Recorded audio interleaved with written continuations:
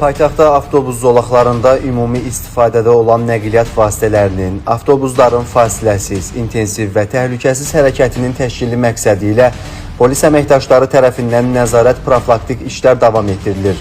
Sərnişinlərin marşrutlar üzrə hərəkətinə maneə yaradan avtomobillər müəyyən olunaraq, barələrində inzibati tədbirlər görülür.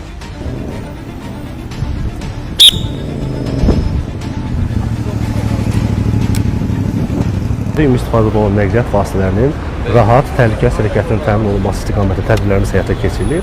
Nəzərə almaq lazımdır ki, həmin zolaq sizlərin hərəkəti üçün nəzərdə tutulur və həmin zolağa daxil olduğunuz təqdirdə inzibati məsuliyyət yaranır. Zolaqlar üzrə hərəkət üstünlüyünə malik avtobuslarda olan vətəndaşları gecikdirən halların aradan qaldırılması üzrə inzibati tənbih tədbirləri ilə yanaşı təbliğat, maarifləndirmə işi təşkil olunub. Ümumi istifadədə olan nəqliyyat vasitələrinin hərəkəti üçün ayrılmış avtobus zolağına daxil olmaqla onların hərəkətini ləngidirsiniz və avtobusda yüzlərlə vətəndaşın mənzil başına rahat, təhlükəsiz, vaxtında çatmasında müəyyən çətinliklər yaradırsınız. Tədbirlərdə avtobus zolağına daxil olaraq ictimai nəqliyyatın hərəkətinə maneə yaradan sürücülər saxlanılır, onlarla profilaktiki söhbətlər aparılır, mövcud qanunvericiliyin tələbləri barədə məlumatlar verilir.